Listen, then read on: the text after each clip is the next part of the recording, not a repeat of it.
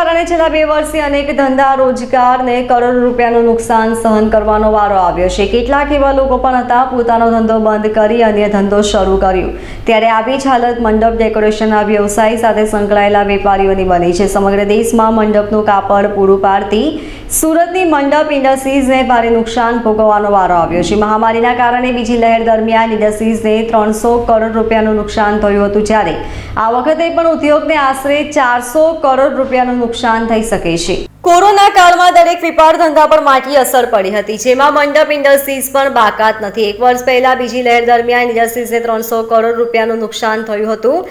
આ વખતે પણ ઉદ્યોગને આશરે 400 કરોડ રૂપિયાનું નુકસાન થઈ રહ્યું છે। મંડપ ઇન્ડસ્ટ્રી સાથે સંકળાયેલા કેટલાક વેપારીઓ આ વેપાર છોડીને બીજો ધંધો કરવા પર મજબૂર થઈ ગયા છે। એટલું જ નહીં, મહારાષ્ટ્રમાં કોરોના અને પૂરના કારણે જે હાલની પરિસ્થિતિ સર્જાઈ છે, તેના કારણે ગણેશ ઉત્સવ પર 100 કરોડ રૂપિયાનો વેપાર થતો હતો, તે પણ થઈ શકશે નહીં।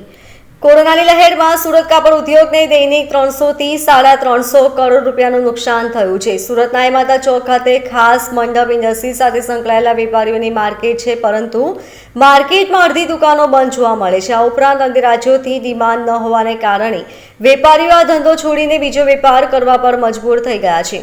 મંડપ ક્લોથ એસોસિએશન પ્રમુખ દેવકુમાર સચેતીએ જણાવ્યું હતું કે ગયા વર્ષે કોરોનાના કારણે લગ્નસરામાં અનેક પ્રસંગો રદ થયા હતા। એટલું જ નહીં, અનેક પર્વો ઉપર પણ પ્રતિબંધ મૂકવામાં આવ્યા હતા, જેના કારણે આ ઉદ્યોગને 300 કરોડ રૂપિયાનું નુકસાન થયું હતું। આ વખતે પણ આવી જ પરિસ્થિતિનો સામનો મંડપ ઉદ્યોગ કરી રહ્યો છે। આ વર્ષે અંદાજે 400 કરોડ રૂપિયાની આસપાસનું નુકસાન થયું હોવાનો અંદાજો છે। આ વેપાર સાથે સુરતના 300 થી પણ વધારે વેપારીઓ જોડાયા હતા, પરંતુ તેમાંથી પણ નુકસાન જતાં 50 થી 100 જેટલા વેપારીઓ અને ધંધા તરફ વળ્યા છે।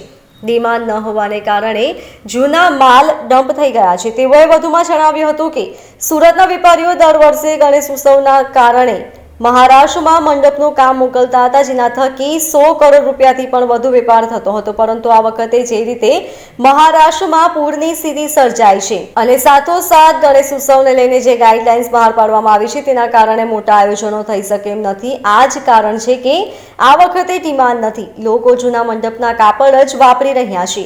વધુમાં યુપી અને બિહારમાં પણ ભારે વરસાદના કારણે લગ્નના મોટા આયોજનો થઈ શકે એમ નથી। બીજી બાજુ કોરોનાની ગાઈડલાઇન્સના કારણે ગણતરીના લોકોને જ લગ્નમાં બોલાવવામાં આવે, જ્યાંથી લોકો બેન્ક્વેટ હોલમાં લગ્ન કરાવી રહ્યા છે, જ્યાં મંડપના કાપડનો ઉપયોગ થતો નથી।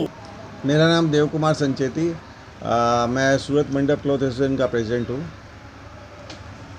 और पिछले साल से हम लोग सारे मंडप वाले 400 व्यापारी थे, सब दुखी हैं, जिसमें से 100 व्यापारी तो निकल के दूसरे व्यापार में लग गए हैं, जो कि अब सूरत मंडप का कपड़ा नहीं बना रहे हैं।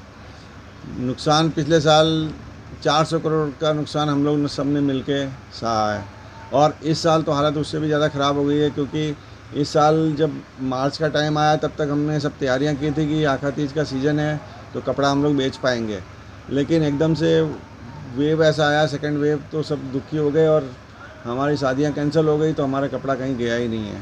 तो जो हमने दिसंबर से लेके जो तैयारियां की थी वो सब कपड़ा डंप हो गया है और इस साल अभी तक कोई व्यापार चला नहीं है। हमारा ये रघुवीर एम्पायर मार्केट ज़्यादातर मंडप वालों के हिसाब से ही चलता है। यहाँ पर भाड़े कम हो गए हैं, दुकानें लगती नहीं हैं, खाली हो गई है दुकानें, ऐसी पोजीशन यहाँ पे हो गई है। सर, महाराष्ट्र में भी पूरे कहाँ से ये कपड़ा आता था और खासतौर पे महाराष्ट्र पे कितना असर पड़ेगा, कितना धंधा होता है? महाराष्ट्र में फ्लड के कारण व्यापार हो ही नहीं रहा है। महाराष्ट्र में जगह जगह फ्लड आ गया है, तो कपड़ा कहीं जा ही नहीं रहा है महाराष्ट्र में, क्योंकि महाराष्ट्र में इस समय गणपति का जो त्यौहार होता है उसमें हम लोग करीब 100 करोड़ का व्यापार कर लेते थे, लेकिन इस साल क्या कपड़ा जा ही नहीं रहा है, क्योंकि वहाँ गली गली सब जगह गणपति के वो पंडाल लगते हैं और गणपति का पूरा डेकोरेशन में हमारा कपड़ा काम लगता था। लेकिन इस साल हमने जो देखा कोई डिमांड ही नहीं है वहाँ से, क्योंकि गवर्नमेंट ने वहाँ छोटे मंदिर गणपति छोटे बोल दिया है, तो बड़े बड़े प्रोग्राम हो नहीं रहे हैं। बड़े प्रोग्राम हो नहीं रहे हैं तो फिर कपड़ा लग नहीं रहा है।